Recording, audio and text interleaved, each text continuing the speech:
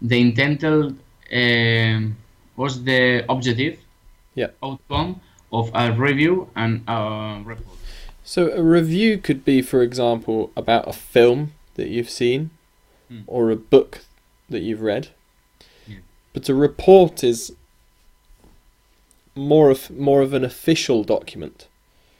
So you would write a report on somebody's work, for example. Yeah. Whereas a review is more something you could do for fun.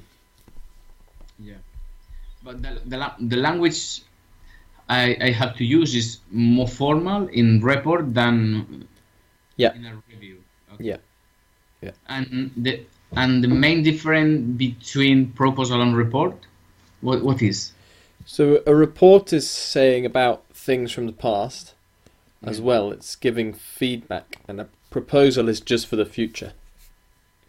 So a report is for the past and the future, but the proposal is just for the future. Yeah, but I check it. I checked the last week. I checked one proposal from one exam last year, and in that proposal, I don't remember the topic, but you had to revise, analyze the situation about one topic, and try to do some recommendation. Is that possible? To make recommendations. Yeah, it is possible.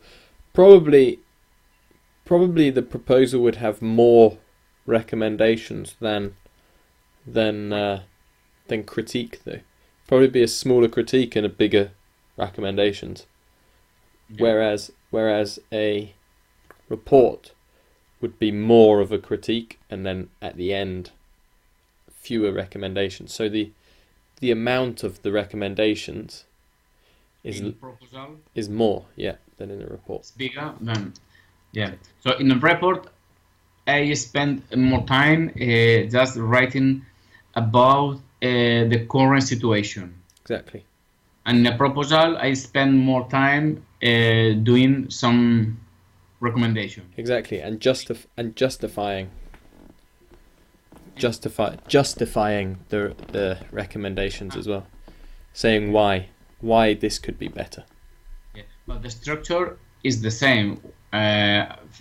In report and also in proposal, I have a title. Mm-hmm. I have a brief headings of each paragraph, and final I spend 1 or 2 paragraphs doing a recommendation. Yeah. Doing or making a recommendation? Making. Making a recommendation. Okay, and I focus especially in the recommendation in proposal than Exactly. than the report. Okay, and in a review, I put a title, but it's not necessary that these brief headings in each paragraph. Is that correct? Yeah, exactly. The headings are not necessary, but in a proposal and in a report, I would put headings. Okay, and then an informal letter, an email. I can use informal language, more colloquial. In an email. In email and letter, informal letter. Yeah, if it's an informal email. Informal email. Okay. If it depends if it's formal, because there are two different types in the CAE exam, for example. There are informal and formal. So it depends which one it is. Okay, and then we have the letter of application. Yep. It's a formal is application for a job, for example. Exactly. Yeah. So that would be more formal. It's formal. Mm-hmm. I can use the apostrophe, for example. Apostrophes. Yes, I wouldn't use contractions. Contractions. Yeah, contractions are more for informal writing. But can I use in informal letter, informal mail? Yep. And so on? Yep. Yeah. And informal letter and essay is similar to an review. An essay is formal.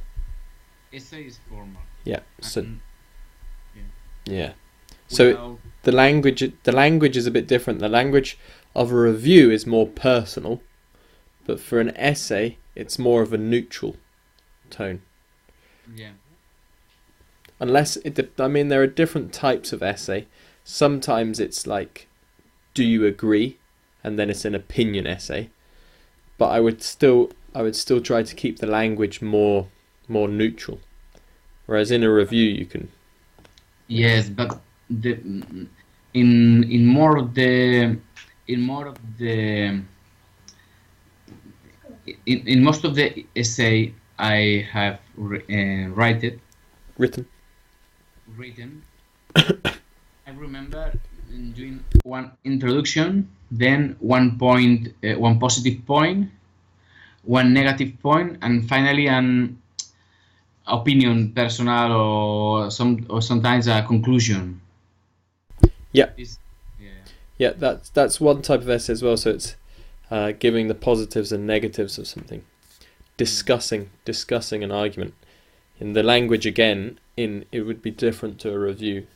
The language in that type of essay would be more neutral language, not personal language. Okay, perfect. Okay. I've been writing down some mistakes from the class. If you'd like to go through some of those. Yeah, but before that. Yep. What about the phrasal verbs? Is informal, formal, colloquial? Can I use in most of kind of writings or no? Phrasal verbs are more informal. So I would use phrasal verbs more in articles and reviews and informal emails, informal letters.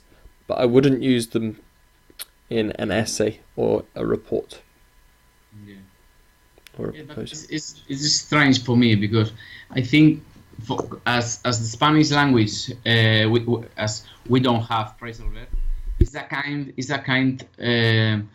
it's a way of explain what I knew about the language. So if you know a lot of phrasal verbs, you are a higher level than the other one. But it's contradictory. Because I can use or I shouldn't use in proposal and report. Well, this is it. So it's that's normally why there are two different types of writing. If you can remember from the first certificate exam or for the Cambridge Advanced exam, you normally have to do two different writings.